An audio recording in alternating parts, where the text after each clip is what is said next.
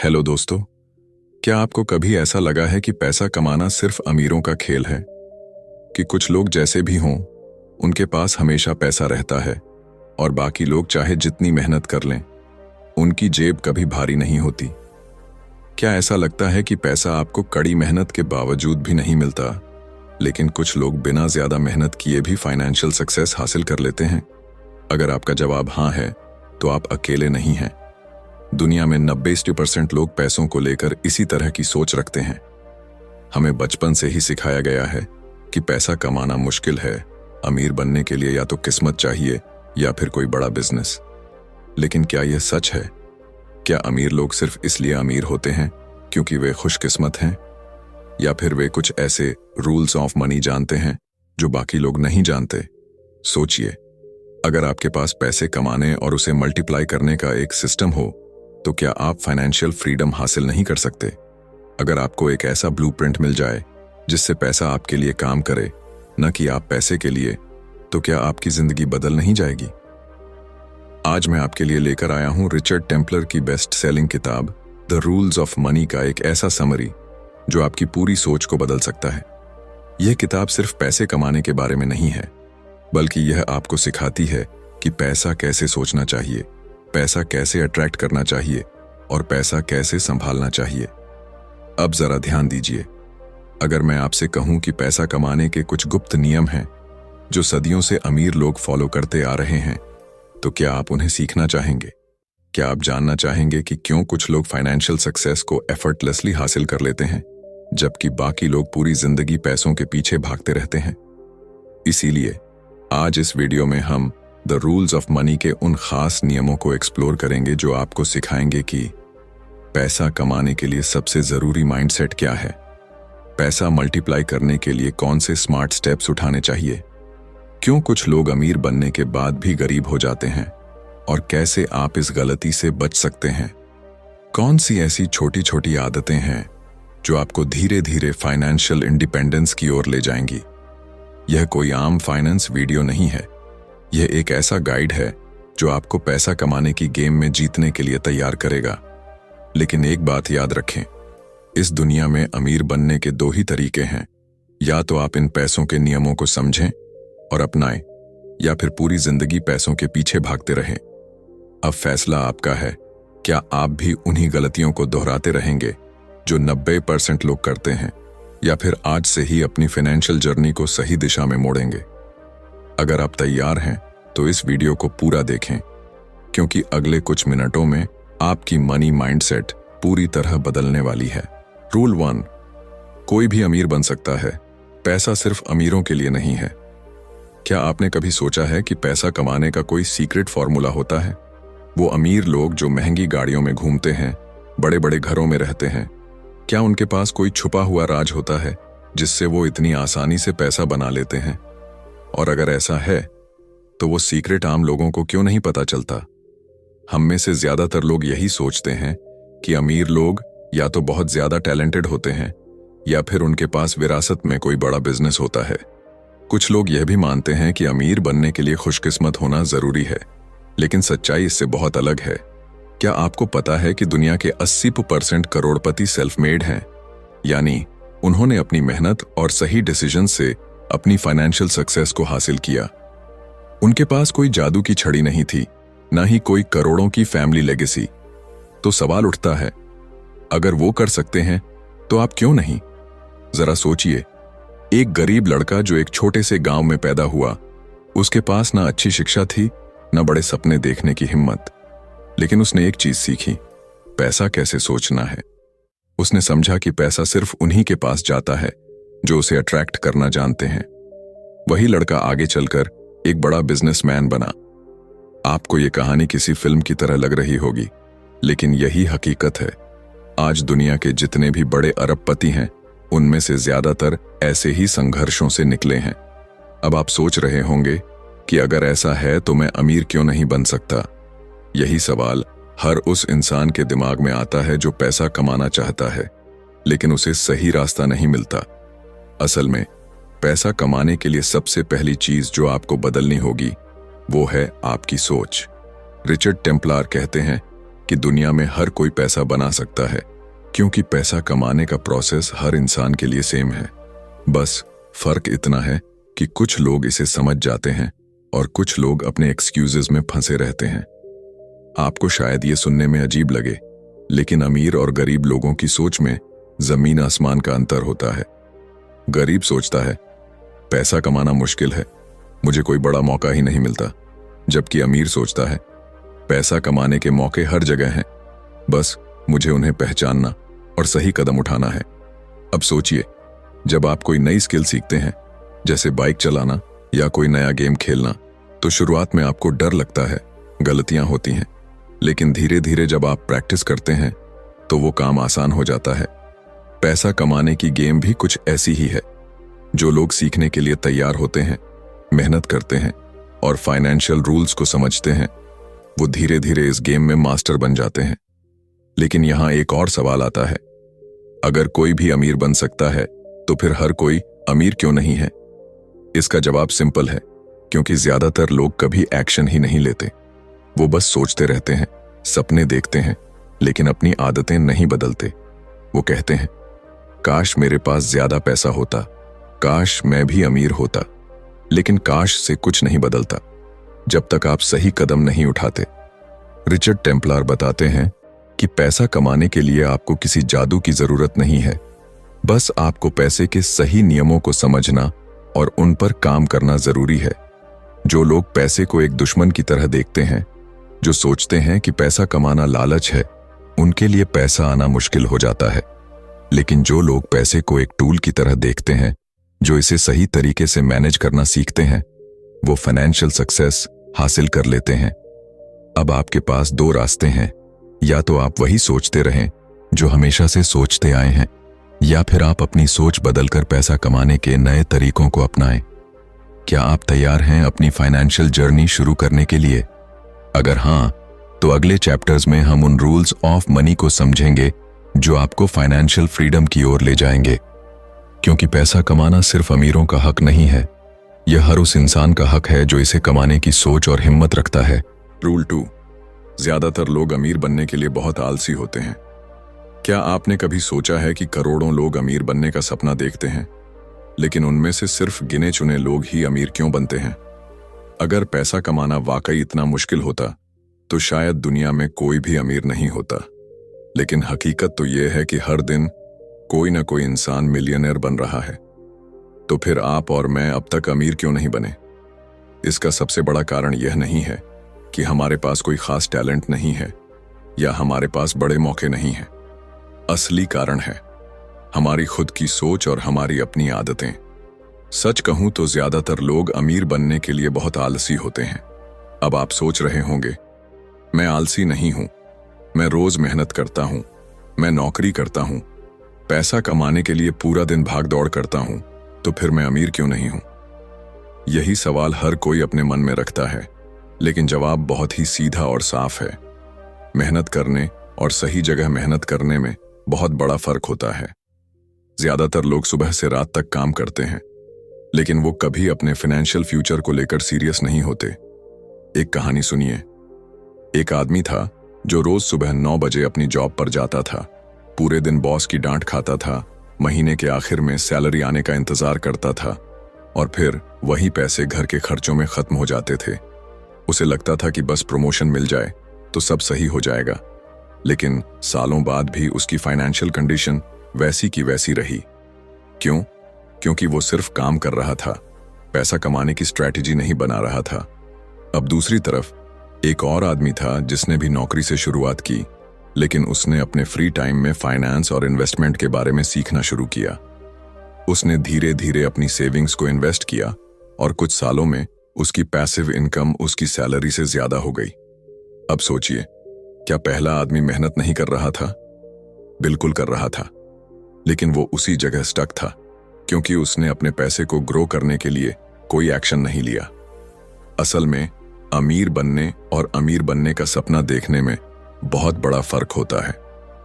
हर कोई कहता है कि वो अमीर बनना चाहता है, लेकिन जब उन्हें इसके लिए कोई एक्शन लेना पड़ता है तो 90% लोग बहाने बनाने लगते हैं। कुछ लोग कहते हैं, मुझे पैसे बचाने का टाइम नहीं मिलता, कुछ कहते हैं इन्वेस्ट करने के लिए मेरे पास ज्यादा पैसा नहीं है, और कुछ कहते हैं बिजनेस शुरू करना रिस्की है, मैं ये नहीं कर सकता। यही माइंडसेट एक गरीब और अमीर इंसान के बीच का सबसे बड़ा फर्क है। गरीब इंसान हमेशा एक्सक्यूजेस ढूंढता है और अमीर इंसान सॉल्यूशंस पर ध्यान देता है। जब कोई अमीर आदमी कोई नया बिजनेस शुरू करता है तो वो सोचता है अगर ये काम नहीं किया तो मैं दूसरा तरीका अपनाऊंगा। लेकिन जब वही मौका किसी आम इंसान को मिलता है तो वो कहता है पता नहीं ये काम करेगा या नहीं, कहीं नुकसान हो गया तो। रिचर्ड टेम्पलर इस चैप्टर में बताते हैं कि अगर आप फाइनेंशियल फ्रीडम पाना चाहते हैं तो आपको अपने आराम और बहानों को छोड़कर एक्शन लेना होगा। अमीर लोग इसीलिए अमीर हैं क्योंकि वो हमेशा सीखते रहते हैं, मेहनत करने से घबराते नहीं हैं, और सबसे बड़ी बात, वो फाइनेंशियल एजुकेशन को प्रायोरिटी देते हैं। वो सिर्फ पैसे कमाने के बारे में नहीं सोचते, बल्कि पैसे को ग्रो करने के तरीके ढूंढते हैं। अब सवाल ये है, क्या आप भी उन्हीं 90% लोगों में से रहना चाहते हैं जो सिर्फ सपने देखते हैं, या उन 10% लोगों में शामिल होना चाहते हैं जो अपने सपनों को हकीकत में बदलते हैं? अगर आपका जवाब हाँ, मैं अमीर बनना चाहता हूं है, तो फिर अब बहाने बनाना छोड़िए। फाइनेंशियल एजुकेशन पर ध्यान दीजिए और उन कदमों को उठाइए जो आपको फाइनेंशियल सक्सेस की ओर ले जाएं। क्योंकि सच यही है, अमीर बनने का रास्ता सिर्फ उन्हीं के लिए खुलता है जो अपने कंफर्ट जोन से बाहर आने की हिम्मत रखते हैं। रूल 3, पैसा आपको खुश नहीं कर सकता, लेकिन यह आपकी मदद जरूर करेगा। कई बार आपने सुना होगा, पैसा खुशियां नहीं खरीद सकता। यह लाइन इतनी बार दोहराई गई है कि अब यह एक सच्चाई लगने लगी है।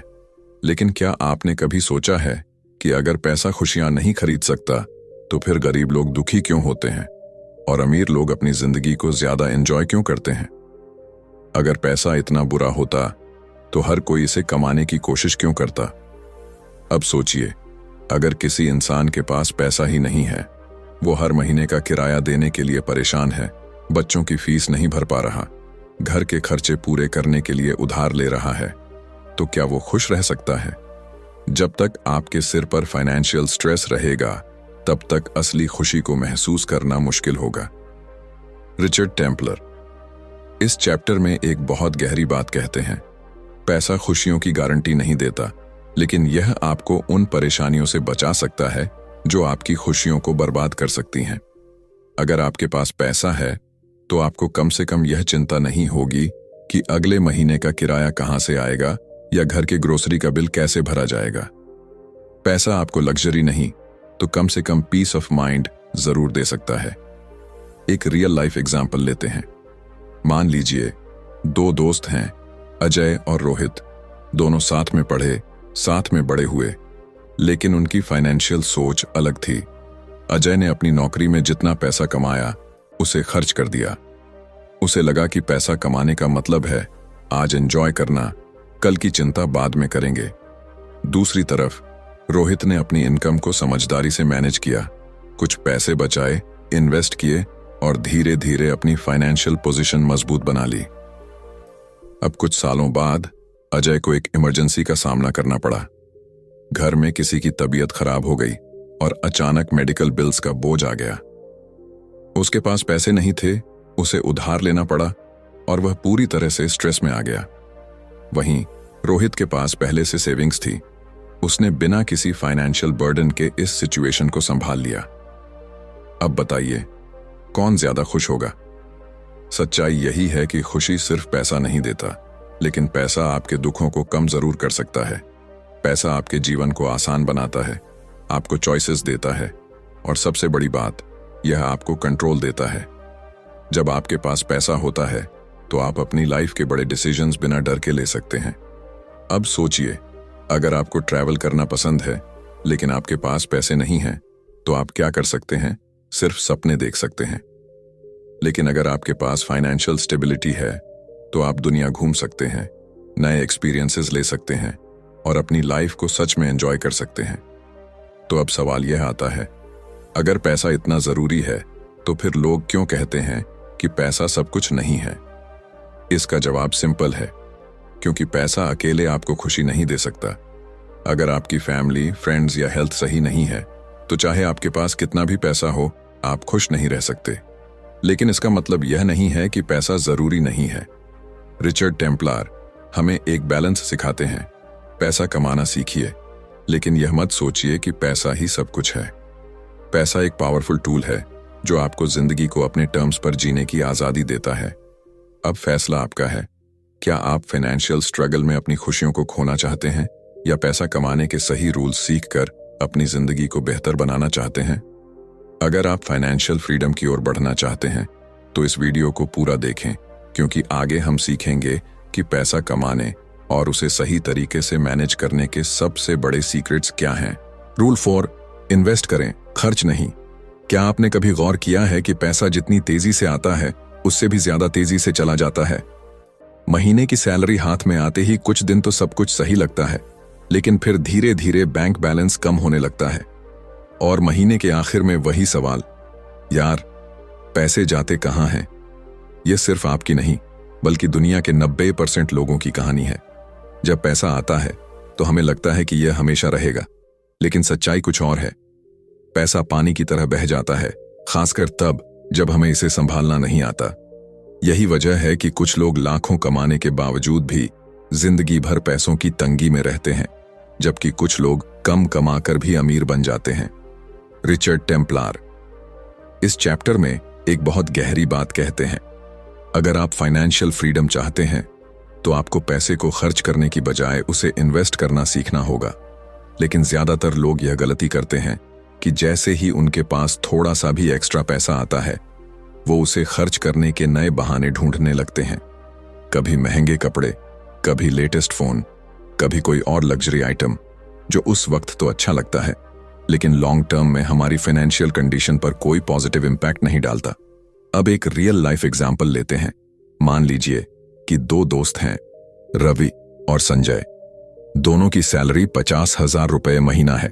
रवि जैसे ही सैलरी आती है सबसे पहले अपने फेवरेट ब्रांड के कपड़े खरीदता है, वीकेंड पर दोस्तों के साथ महंगे रेस्टोरेंट्स में खाना खाता है, और महीने के आखिर में जब उसके पास पैसे नहीं बचते तो वो सोचता है, अगले महीने से मैं सेविंग्स शुरू करूंगा।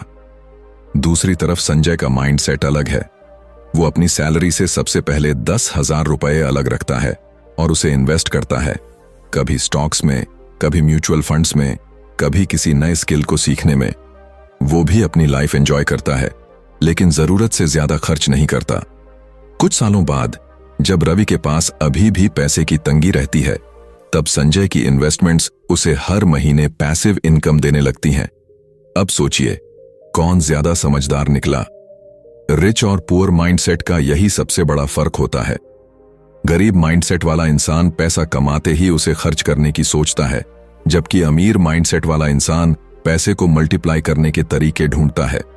अब सोचिए, अगर आपके पास 10,000 रुपए हैं और आप उसे किसी महंगे गैजेट पर खर्च कर देते हैं, तो कुछ महीनों बाद वो पुराना हो जाएगा, उसकी वैल्यू कम हो जाएगी। लेकिन वही 10,000 रुपए अगर आप सही जगह इन्वेस्ट करते हैं तो कुछ सालों में वो आपको और ज्यादा पैसा कमा कर दे सकता है। यही अंतर होता है स्पेंडिंग और इन्वेस्टिंग में। रिचर्ड टेम्पलर कहते हैं कि अगर आप सिर्फ पैसे को कमाने और खर्च करने के साइकिल में फंसे रहे तो कभी फाइनेंशियल फ्रीडम हासिल नहीं कर पाएंगे। पैसे को मल्टीप्लाई करने के लिए उसे इन्वेस्ट करना जरूरी है। अब चाहे वो इन्वेस्टमेंट शेयर मार्केट में हो, रियल एस्टेट में हो या फिर खुद को स्किलफुल बनाने में हो, लेकिन पैसा तभी बढ़ता है जब उसे सही जगह लगाया जाए। अब सवाल यह है, क्या आप अपने पैसों को सिर्फ खर्च करते रहना चाहते हैं या उसे ऐसी जगह लगाना चाहते हैं जहां से वो आपको फाइनेंशियल फ्रीडम दिला सके? अगर आपका जवाब फाइनेंशियल फ्रीडम है तो स्पेंडिंग के बजाय इन्वेस्टिंग की आदत डालिए, क्योंकि पैसा कमाने से ज्यादा जरूरी है उसे सही तरीके से बढ़ाना। रूल 5, हर महीने थोड़ी बचत करें। क्या आपने कभी सोचा है कि आखिर अमीर लोग और आम लोगों की जिंदगी में इतना बड़ा फर्क क्यों होता है? क्या उनके पास कोई गुप्त फॉर्मूला होता है? क्या उन्हें पैसा कमाने का कोई जादुई तरीका आता है? नहीं, फर्क सिर्फ एक चीज का होता है, फाइनेंशियल डिसिप्लिन। और इस डिसिप्लिन की सबसे पहली और सबसे जरूरी आदत है हर महीने थोड़ा पैसा बचाना। अब आप सोच रहे होंगे, अरे मैं तो इतना कमाता ही नहीं कि बचत कर सकूं। यही सोच हर उस इंसान की है जो जिंदगी भर पैसों की तंगी में रहता है। लेकिन सच तो यह है कि पैसे की कमी से कोई गरीब नहीं बनता, बल्कि बचत न करने की आदत से लोग गरीब रह जाते हैं। चलो एक छोटी सी कहानी सुनते हैं। दो दोस्त थे, समीर और अजय। दोनों की सैलरी बराबर थी, दोनों एक ही शहर में रहते थे और दोनों का लाइफस्टाइल भी काफी मिलता जुलता था। लेकिन एक फर्क था, समीर हर महीने अपनी सैलरी से 10% बचाता था और अजय हर महीने अपनी पूरी सैलरी खर्च कर देता था। समय बीतता गया।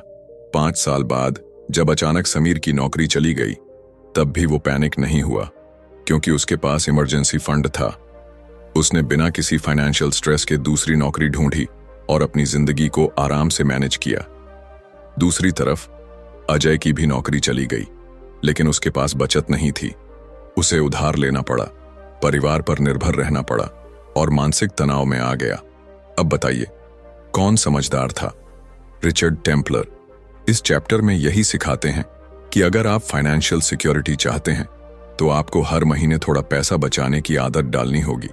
ये जरूरी नहीं कि आप एक बार में लाखों रुपए बचाएं।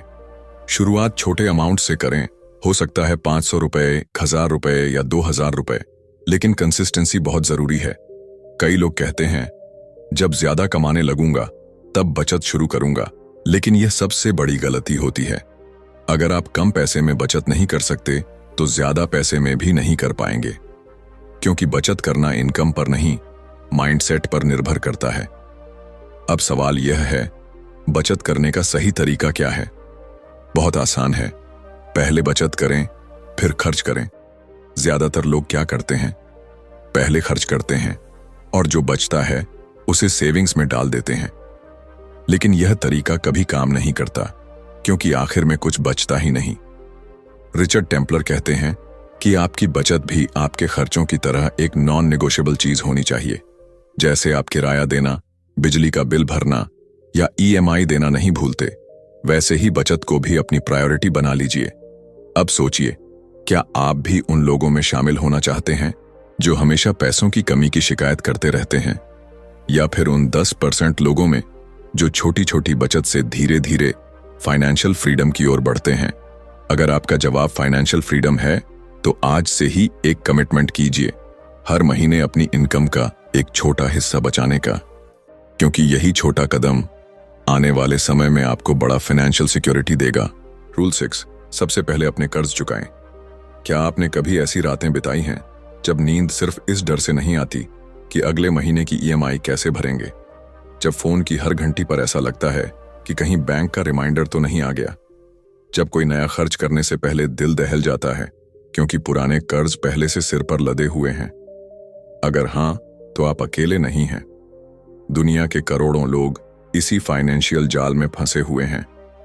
एक कर्ज चुकाने के लिए दूसरा कर्ज लेना और फिर उसी चक्रव्यूह में उलझते चले जाना। रिचर्ड टेम्पलर इस चैप्टर में एक कड़वी लेकिन सबसे जरूरी सच्चाई बताते हैं। जब तक आप अपने कर्जों से मुक्त नहीं होते, तब तक आप कभी भी आर्थिक रूप से आजाद नहीं हो सकते। और यही कारण है कि कर्ज चुकाना आपकी सबसे पहली फाइनेंशियल प्रायोरिटी होनी चाहिए। अब सोचिए, आपने हाल ही में एक नया स्मार्टफोन खरीदा, एक महंगी घड़ी भी ले ली, थोड़ा उधार लेकर कोई गाड़ी भी फाइनेंस करवा ली।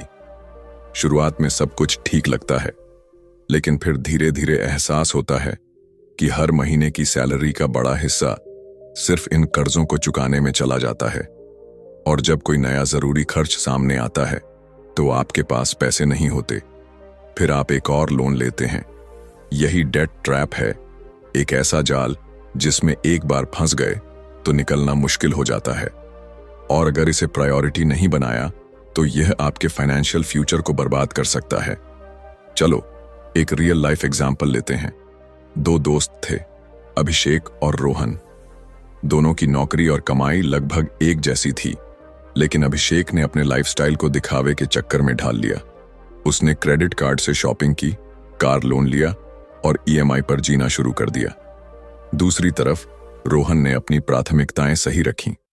अगर उसे कुछ खरीदना होता तो पहले वह पैसे इकट्ठा करता और तभी खर्च करता जब उसके पास जरूरत भर की सेविंग्स होती। 5 साल बाद अभिषेक की सैलरी भले ही बढ़ गई थी, लेकिन उसकी आधी कमाई सिर्फ लोन और क्रेडिट कार्ड बिल्स में जा रही थी। दूसरी ओर रोहन के पास न केवल सेविंग्स थी, बल्कि उसने डेट फ्री होकर एक पीसफुल लाइफ भी जीना शुरू कर दिया था। अब सवाल यह है, आप किस तरह की जिंदगी जीना चाहते हैं? रिचर्ड टेम्पलर हमें एक सीधा और सरल नियम देते हैं। कर्ज को प्रायोरिटी दो, उसे जितनी जल्दी हो सके खत्म करो, और तभी असली फाइनेंशियल फ्रीडम मिलेगी। अब सवाल यह है कि कर्ज चुकाने का सही तरीका क्या है। सबसे पहले अपनी सारी देनदारियों की लिस्ट बनाइए। कौन कौन से लोन चल रहे हैं, उनकी कितनी ईएमआई बची है, और सबसे ज्यादा ब्याज दर किस पर लग रही है। फिर सबसे पहले हाई इंटरेस्ट वाले कर्ज चुकाने पर फोकस करें, क्योंकि जितना ज्यादा इंटरेस्ट उतनी ज्यादा आपकी फाइनेंशियल परेशानी। दूसरा, अगर संभव हो तो अपनी लाइफस्टाइल को टेम्पोरेरीली डाउनग्रेड करें। जब तक आपके कर्ज पूरी तरह से खत्म नहीं हो जाते, तब तक फालतू खर्चों से बचें। याद रखें, थोड़ी सी सैक्रिफाइस आज आपके आने वाले कल को आसान बना सकती है। तीसरा, उधार लेना बंद करें। बहुत से लोग एक कर्ज चुकाने के लिए दूसरा कर्ज लेते हैं, लेकिन यह समाधान नहीं, बल्कि और बड़ी मुसीबत है। अगर आप सच में डेट फ्री होना चाहते हैं, तो पहले से मौजूद कर्ज को प्रायोरिटी दें, नए कर्ज लेने से बचें और अपने खर्चों को संभाल कर चलें। अब सोचिए, क्या आप भी अपनी आधी जिंदगी सिर्फ कर्ज चुकाने में बिताना चाहते हैं, या फिर एक ऐसी फाइनेंशियल लाइफ चाहते हैं जहां आप अपने पैसों के मालिक हों, न कि बैंक और लोन कंपनियां आपकी जिंदगी की दिशा तय करें? अगर आपका जवाब फाइनेंशियल फ्रीडम है, तो आज से ही अपने कर्ज चुकाने को अपनी सबसे पहली प्राथमिकता बना लीजिए, क्योंकि जब आप कर्ज मुक्त होंगे, तभी आप सच में आजाद महसूस करेंगे। रूल 7, अपने एसेट्स की रक्षा करें। क्या आपने कभी सोचा है कि आप जो भी पैसा कमाते हैं, जो भी संपत्ति एसेट्स बनाते हैं, वो कितनी सुरक्षित है? क्या वो सिर्फ एक गलत फैसले की वजह से खत्म हो सकती है? क्या आपने अपनी मेहनत की कमाई को सही तरीके से सुरक्षित रखा है, या फिर वो धीरे धीरे आपकी उंगलियों से फिसल रही है और आपको पता भी नहीं चल रहा? हम में से ज्यादातर लोग पैसा कमाने में इतने व्यस्त रहते हैं कि हम उसे बचाने और सुरक्षित रखने के बारे में सोचते ही नहीं। लेकिन रिचर्ड टेम्पलर इस चैप्टर में कहते हैं कि पैसा कमाना आसान है, लेकिन उसे संभाल कर रखना और बढ़ाना असली खेल है। और अगर आप फाइनेंशियल सिक्योरिटी चाहते हैं, तो अपने एसेट्स की रक्षा करना आपकी सबसे बड़ी प्रायोरिटी होनी चाहिए। अब सोचिए, आप सालों तक मेहनत करके अपनी सेविंग्स बढ़ाते हैं, घर खरीदते हैं, गाड़ी लेते हैं और एक अच्छा इन्वेस्टमेंट पोर्टफोलियो बनाते हैं, लेकिन फिर अचानक कुछ ऐसा होता है जो सब कुछ हिला देता है। शेयर मार्केट गिर जाता है, कोई बड़ा मेडिकल इमरजेंसी आ जाती है, या फिर कोई लीगल केस आपके पैसों को खा जाता है। एक ही झटके में आपकी मेहनत की कमाई खतरे में पड़ सकती है। ऐसा सिर्फ कहानियों में नहीं होता, बल्कि असल जिंदगी में भी होता है। चलिए एक रियल लाइफ एग्जाम्पल देखते हैं। रवि और सुनील दो दोस्त थे। दोनों ने मेहनत करके अच्छा पैसा कमाया, लेकिन रवि ने एक गलती कर दी।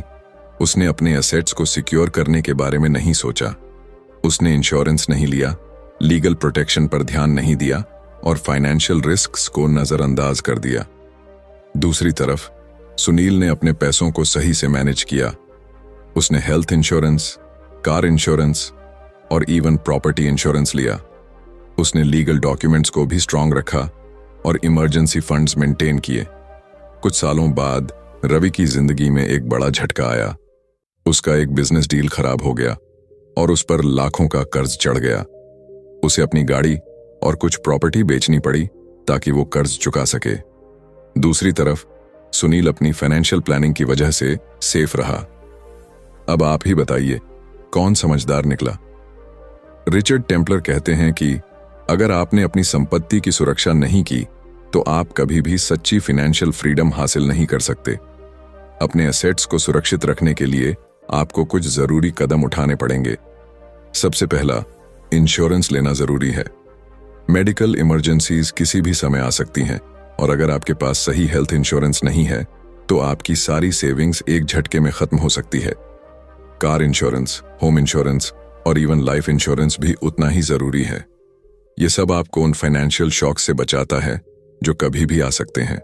दूसरा, लीगल प्रोटेक्शन पर ध्यान दें। अगर आपके पास कोई प्रॉपर्टी या बड़ी इन्वेस्टमेंट है तो उसके लीगल डॉक्यूमेंट्स मजबूत रखें। एक छोटी सी लीगल गलती भी आपको बड़ा नुकसान पहुंचा सकती है। तीसरा, इमरजेंसी फंड बनाना जरूरी है।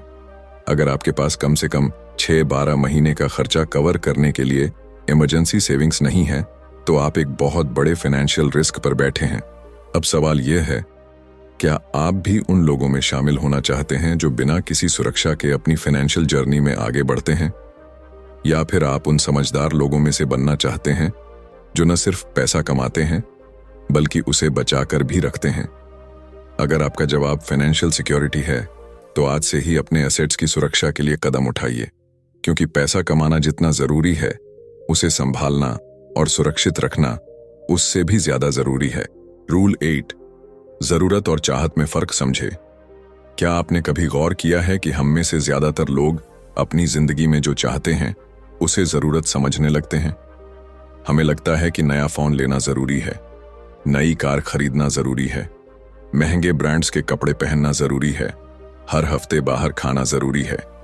लेकिन सच तो यह है कि यह सब हमारी चाहतें, वांट्स हैं, जरूरतें, नीड्स नहीं।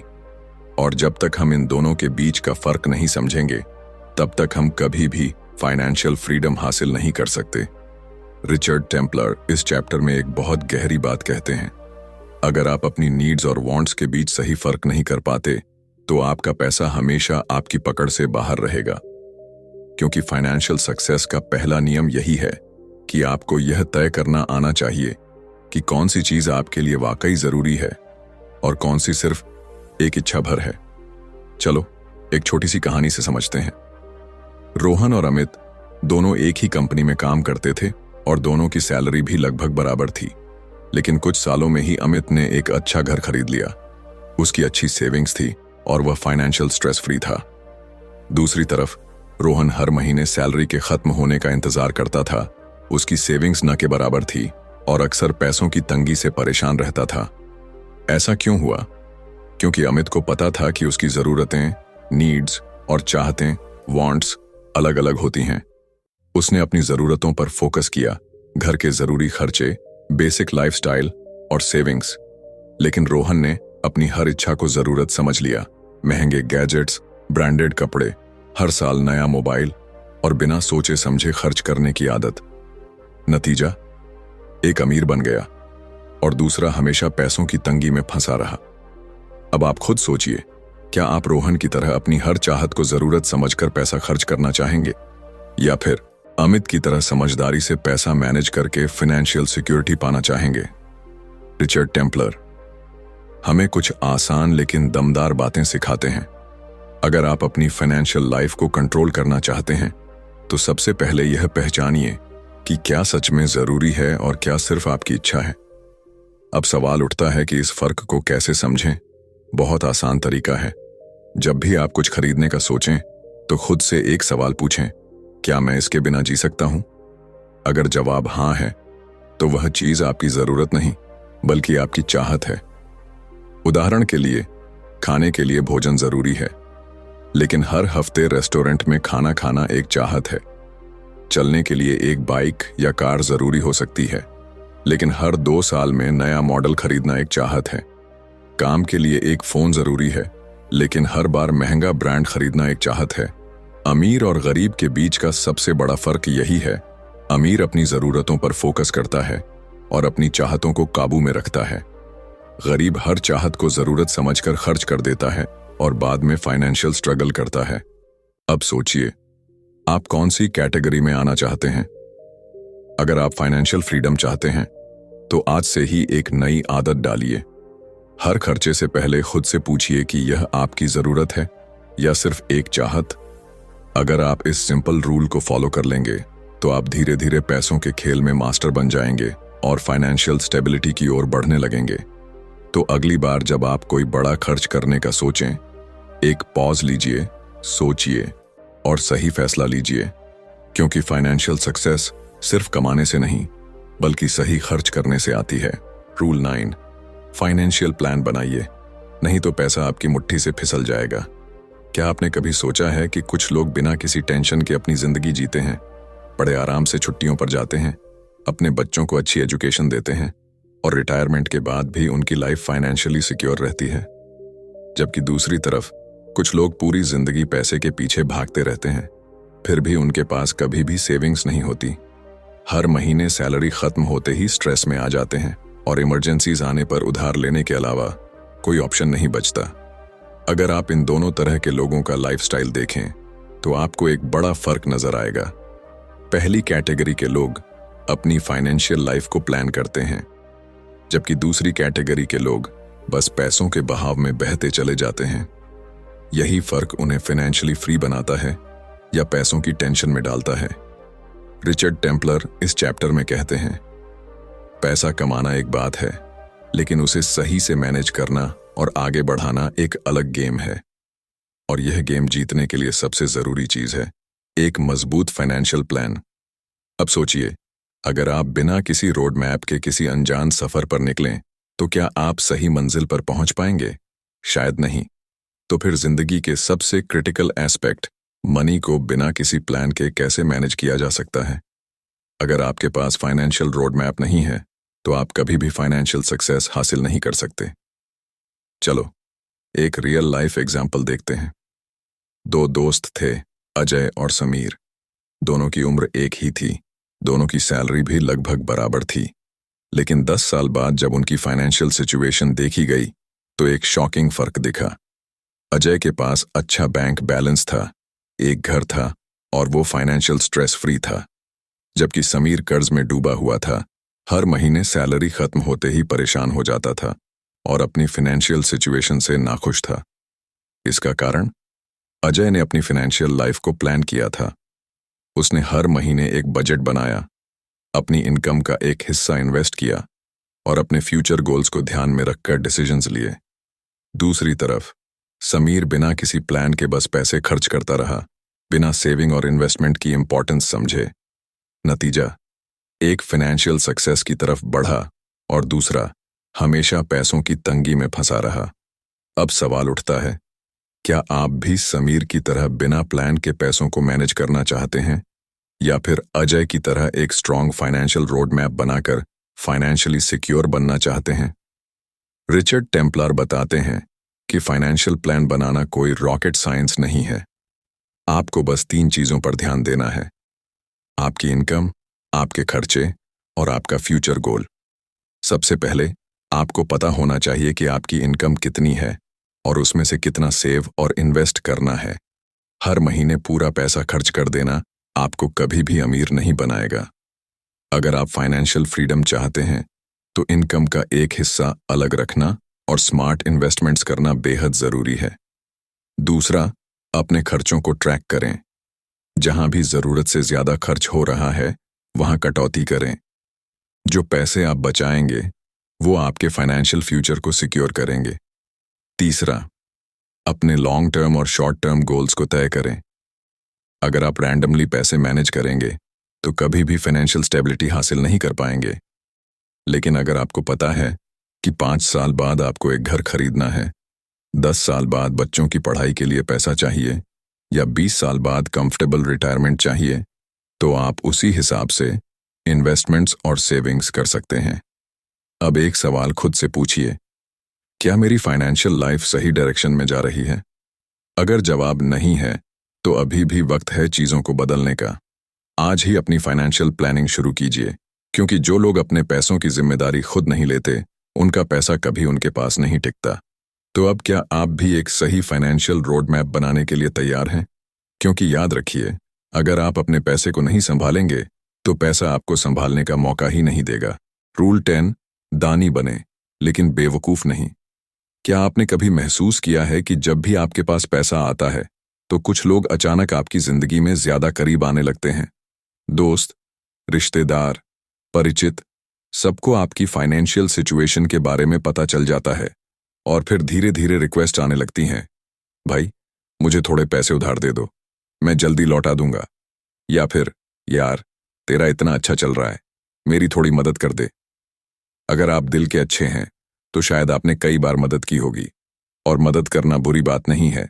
लेकिन रिचर्ड टेम्पलर इस चैप्टर में हमें एक बहुत जरूरी बात सिखाते हैं, दानी बनो, लेकिन इतने भी नहीं कि खुद मुश्किल में पड़ जाओ। जेनरोसिटी यानी दानशीलता एक खूबसूरत चीज है। यह हमें एक अच्छा इंसान बनाती है और सही समय पर सही व्यक्ति की मदद करना बहुत नोबल होता है। लेकिन अगर आप बिना सोचे समझे सबकी फाइनेंशियल मदद करते चले गए तो धीरे धीरे आपकी अपनी फाइनेंशियल सिक्योरिटी खतरे में पड़ जाएगी। चलिए इसे एक रियल लाइफ स्टोरी से समझते हैं। राहुल एक बहुत ही मेहनती इंसान था। उसने अपने दम पर एक अच्छा बिजनेस खड़ा किया और फाइनेंशियल सक्सेस हासिल की। लेकिन उसकी एक आदत थी, वो कभी किसी को ना नहीं कह पाता था। जब भी कोई दोस्त या रिश्तेदार उससे पैसे मांगता, वो बिना सोचे समझे दे देता।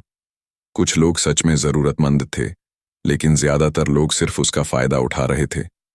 धीरे धीरे उसकी खुद की सेविंग्स खत्म होने लगी, बिजनेस में भी दिक्कतें आने लगीं और कुछ ही सालों में वो फाइनेंशियल क्राइसिस में आ गया। दूसरी तरफ उसका एक दोस्त अरुण भी था, जो उतना ही सक्सेसफुल था, लेकिन उसने अपने पैसों को मैनेज करना सीखा था। वो भी जेनरस था, लेकिन स्मार्ट तरीके से। वो केवल उन्हीं लोगों की मदद करता था जिन्हें वाकई जरूरत होती थी, और वो भी अपनी फाइनेंशियल सिक्योरिटी को ध्यान में रखते हुए। नतीजा, अरुण फाइनेंशियली स्टेबल रहा, जबकि राहुल को बार बार स्ट्रगल करना पड़ा। अब आप सोचिए, आप राहुल बनना चाहेंगे या अरुण? रिचर्ड टेम्पलर हमें एक सिंपल लेकिन पावरफुल लेसन देते हैं। पैसे के मामले में दिल से नहीं, दिमाग से काम लो। मदद करना गलत नहीं है, लेकिन हर किसी को बिना सोचे समझे फाइनेंशियल सपोर्ट देना बहुत खतरनाक हो सकता है। क्योंकि सच ये है कि जब तक आपके पास पैसा है, लोग आपके आसपास रहेंगे, लेकिन जब आप खुद मुश्किल में होंगे तो वही लोग गायब हो जाएंगे। इसलिए जेनरोसिटी दिखाने से पहले यह समझना बहुत जरूरी है कि आप किसकी मदद कर रहे हैं और क्यों। अब सवाल उठता है, तो फिर मदद कैसे करें? सबसे पहले यह तय करें कि क्या जिस इंसान की आप मदद कर रहे हैं वो सच में जरूरतमंद है या सिर्फ आपकी जेनरोसिटी का फायदा उठा रहा है। अगर कोई बार बार पैसे मांगता है लेकिन कभी खुद अपने फाइनेंशियल प्रॉब्लम्स को ठीक करने की कोशिश नहीं करता, तो शायद वो मदद के लायक नहीं है। दूसरा, हमेशा अपनी फाइनेंशियल सिक्योरिटी को प्रायोरिटी दें। आप तभी दूसरों की मदद कर सकते हैं जब आप खुद फाइनेंशियली स्ट्रांग हों। अगर आपकी अपनी सेविंग्स, इन्वेस्टमेंट्स और फ्यूचर सिक्योर नहीं है, तो दूसरों को पैसा देकर खुद को मुश्किल में मत डालिए। तीसरा, हर मदद पैसे से ही नहीं होती। कई बार आप किसी को फाइनेंशियली सपोर्ट करने के बजाय उन्हें सही गाइडेंस दे सकते हैं, उन्हें सही जॉब अपॉर्चुनिटी दिखा सकते हैं, या फिर उन्हें फाइनेंशियल प्लानिंग के बारे में सिखा सकते हैं। मछली देने से बेहतर है कि किसी को मछली पकड़ना सिखाया जाए। अब खुद से एक सवाल पूछिए, क्या मैं सही तरीके से जेनरस हूं या मैं बेवकूफ़ी में अपना पैसा दूसरों को दे रहा हूं? अगर आप फाइनेंशियल सक्सेस चाहते हैं तो आज से ही एक नया माइंडसेट अपनाइए, स्मार्ट जेनरोसिटी का। क्योंकि असली दान वही होता है जो आपको कमजोर नहीं बल्कि और ज्यादा मजबूत बनाए।